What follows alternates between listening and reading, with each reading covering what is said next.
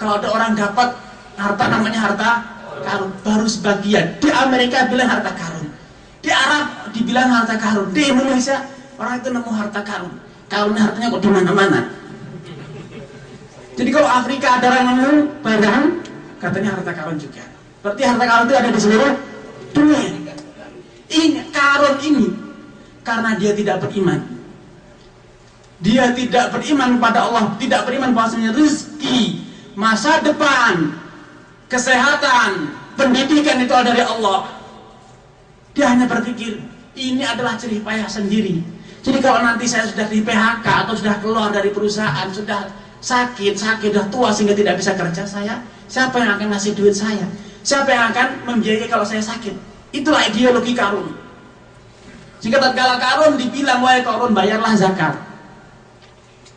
Apa katanya? Innama utituhu ala ilmin indi. Aku dapat ini karena memang aku tuh pinter, bukan karena karunia Allah. Jadi saya ini jadi supervisor karena saya itu pintar waktu sekolah. Kalau saya tidak pintar, tidak rajin kerja, mana mungkin saya ditunjuk sebagai supervisor. Itulah ideologi karun. Itulah ideologi karun. Jadi saya bisa seperti ini karena saya itu pintar. Innama utituhu ala ilmin indi. Saya bisa seperti ini adalah karena saya itu pintar, bukan karena karunia Allah. Apa katanya? Inilah karunia, berkat dari kepandaian saya. Akan tapi subhanallah, Allah buktikan bahwasanya itu bukan kepandaian dia, bukan kehebatan dia. Itu adalah karunia Allah. Allah tenggelamkan, Allah menjadikan dia ditelan bumi, dia peserta pasukannya dan harta bendanya. Sehingga sekarang masyarakat dunia internasional rame-rame mencari hartanya karun.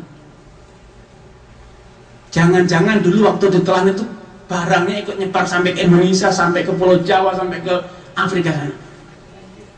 Ikut ditelan bumi hartanya, sehingga rame-rame sekarang pada yang mencari harta karun. Ikhwani fillah, itulah iman. Peranan iman dalam keberkahan hidup. Kemudian yang kedua, kiat kedua adalah dengan mendirikan sholat. Dengan mendirikan sholat, Allah Subhanahu wa taala telah berpesan kepada Rasulnya, Rasulullah sallallahu alaihi wasallam, "Wa'mur ahlaka bis-shalati wastabir 'alaiha." Wa'mur ahlaka bis-shalati wastabir 'alaiha. La nas'aluka rizqan, nahnu narzuquka wal 'aqibatu lit-taqwa. Kata Allah, wahai Muhammad, ajarilah, perintahkanlah keluargamu itu akan rajin sholat. La nas'aluka rizqan. Aku memerintahkan kalian sholat itu bukan agar kalian ini mendatangkan keuntungan padaku, kata Allah. Tidak. Bahkan kata Allah, aku perintahkan kalian sholat dan aku beri jaminan. Apa jaminannya? Nahnu narzuquka. Akan aku beri rezeki, akan aku limpahkan kepadaku rezekimu. Sehingga jangan takut.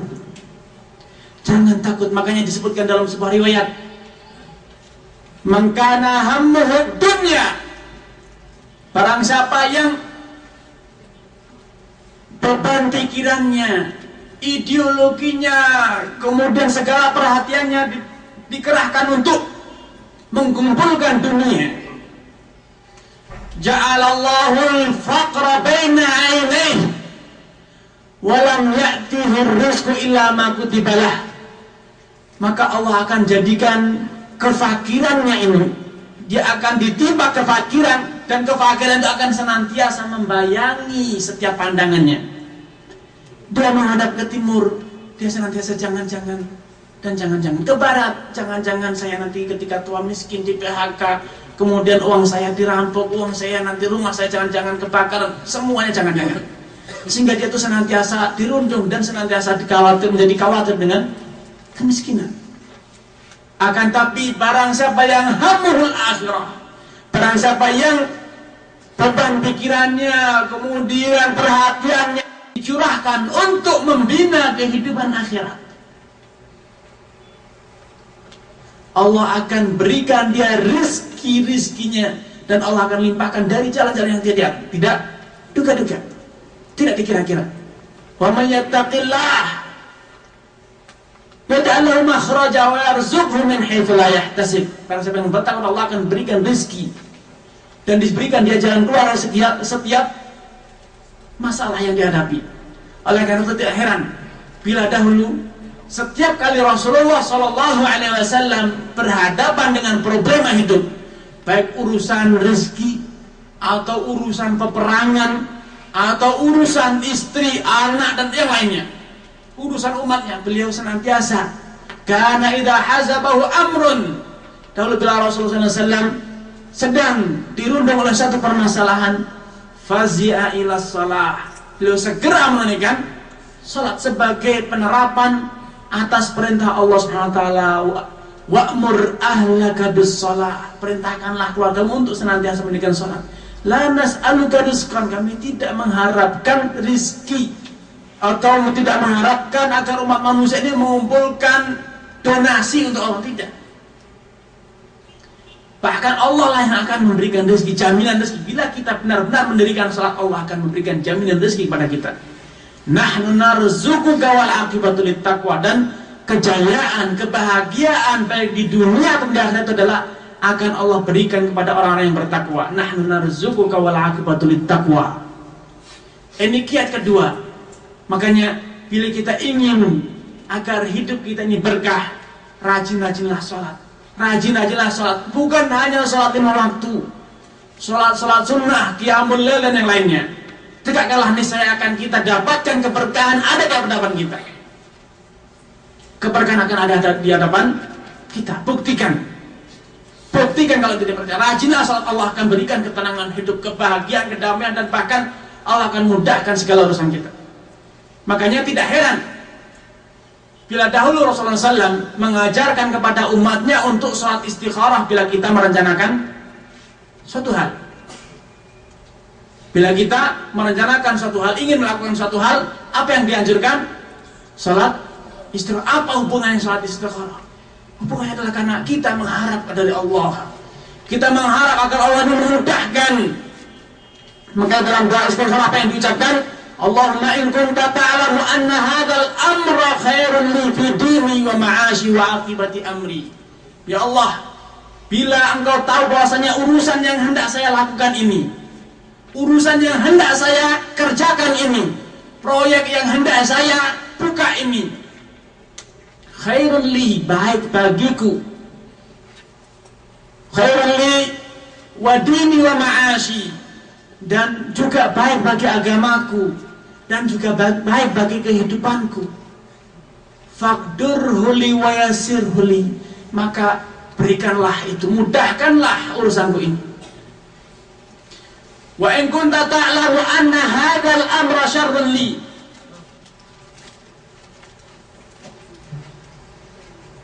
dan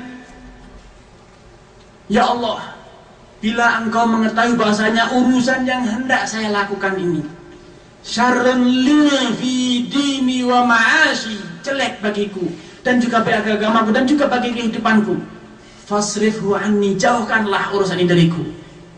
Waqdur liyal khaira haitsu kan thumma ardini bih, ya Allah, bila ini jelek maka jauhkanlah dia dariku, dan kemudian berilah aku yang baik, berilah aku yang, karuniakanlah kepada aku yang al khair, yang benar-benar baik. Thumma ardini bih, kemudian lapangkanlah dadaku untuk menerima karuniamu ini. Maka jangan heran bila saya katakan bahwasanya agar hidup kita berkah, maka rajin-rajinlah sholat. Dan bila kita hendak melakukan sesuatu, maka segeralah sholat istikharah. Kalau kita kan tidak, yang pertama kita lakukan adalah ke konsultan. Bukan demikian?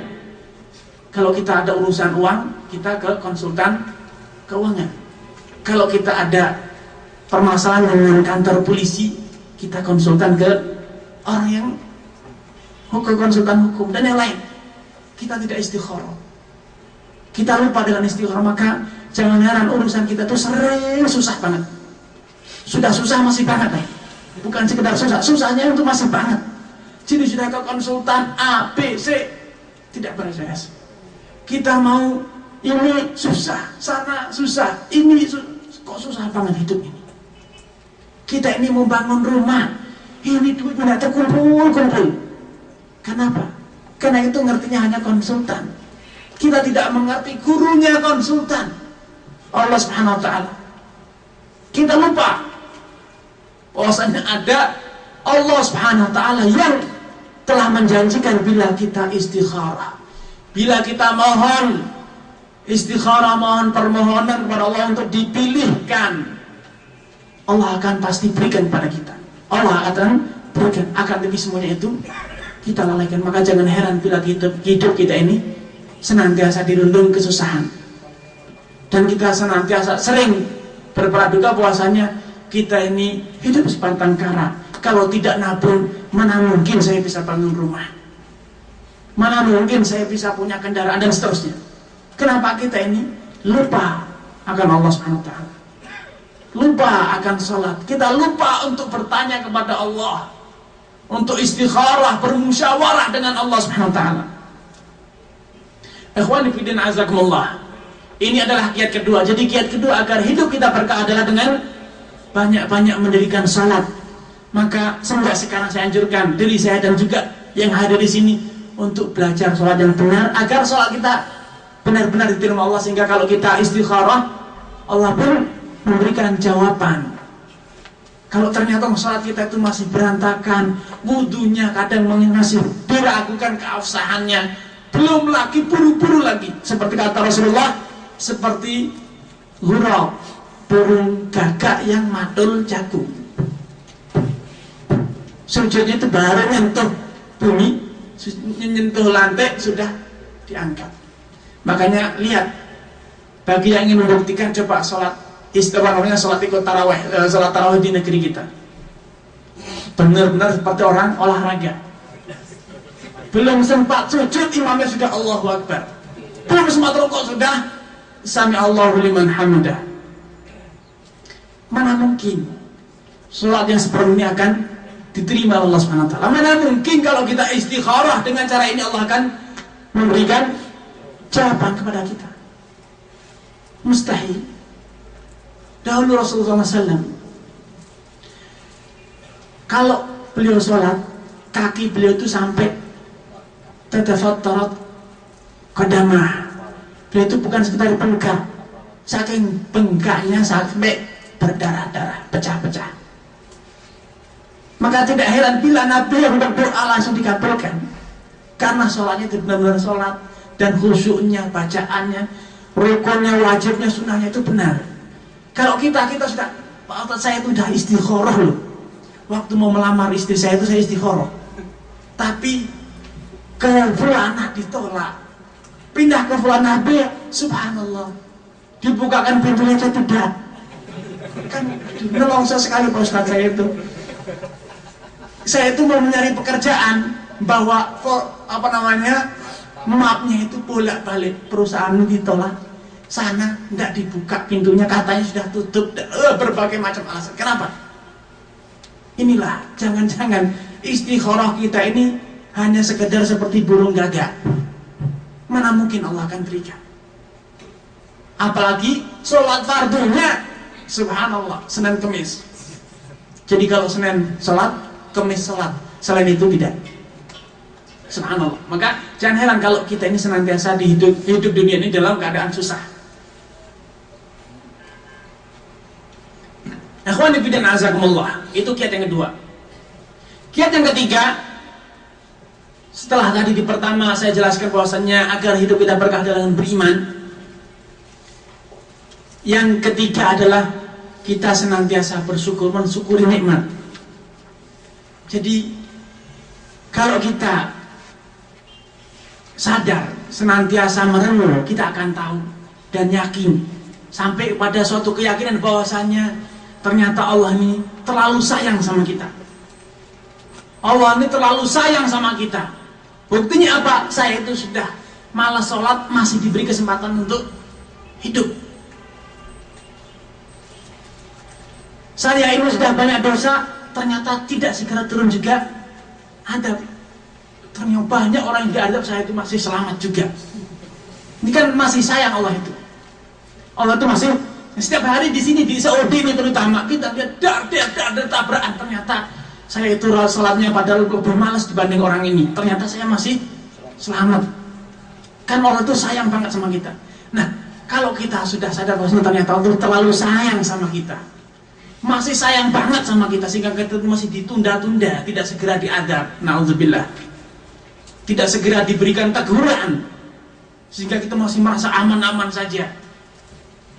Merokok sudah habis 1 karton, bukan sekedar 1 pak, 1 karton itu sudah habis. Bahkan puntungnya itu sudah bisa buat perusahaan baru lagi. Ini saya, tapi alhamdulillah jantung saya ini alhamdulillah masih selamat. Ini kan Allah tuh masih sayang sama kita. Ini kan kesempatan, ini kan kenikmatan bagi kita. Bukankah demikian? Mungkin kalau dibilang kita ini sebetulnya sudah terlalu pantas untuk ditimpa azab. Karena terlalu banyak masing-masing kita kalau suruh nyebutkan dosa-dosanya, habis buku memori setebal 200 halaman itu sudah habis. Tidak cukup Pak, beli yang baru. Terlalu banyak dosanya. Makanya dahulu Al-Hasan Al-Basri berkata, seandainya ini lihat Al-Hasan Al-Basri seorang ahli ibadah, dia mengatakan kepada orang yang memuji beliau, andai kamu itu tahu dosa-dosaku nih, kamu ini tidak akan mau duduk denganku. Andai dosa-dosa itu memiliki bau busuk, nih kamu tidak akan siap duduk di sebelahku. Itu Al-Hasan Al-Basri. Beliau merasa bahwasanya walau dia sudah beribadah, beramal soal sedemikian rupa, akan tapi beliau itu masih merasa bahwa dirinya itu masih bergelimang dalam dosa. Apalagi kita, maka sangat layak bagi kita untuk kembali mengoreksi diri dan mensyukuri kenikmatan Allah masih memberikan kesempatan bagi kita untuk hidup aman, hidup damai, mendapatkan rezeki yang baik dan seterusnya. Ini kita syukuri. Bahkan kita masih mendapatkan kenikmatan yang beraneka ragam. Nah, kalau kita syukuri kenikmatan ini, insya Allah Allah akan limpahkan keberkahan dan Allah akan tambahkan kenikmatannya. Sehingga kalau sekarang selamat jantungnya belum kena kanker, paru-parunya belum kena kanker walaupun ngerokok, insya Allah besok jadi tobat ngerokok, kira-kira gitu. Jadi kan insya Allah aman. Kalau sekarang udah tobat ngerokok, insya Allah besok bisa kalau ngelihat wanita cantik nunduk. Itu kan nikmat baru. Ini nikmat baru, kita syukuri. Kalau sekarang kita alhamdulillah bisa mengikuti pengajian, insya Allah besok ganti ikut ngaji sebagai ustadznya. Itu kan nikmat baru, kita syukuri. Karena kenapa demikian? Karena Allah SWT menyatakan la in syakartum la azidannakum. Kalau kalian bersyukur maka Allah akan tambah. Jadi kalau sekarang kita syukuri, alhamdulillah saya walaupun seperti ini masih punya kesempatan menghadiri majelis ta'lim, Allah akan tambah. Besok insya Allah kita yang bikin majelis ta'lim, kita yang akan bikin majelis ta'lim.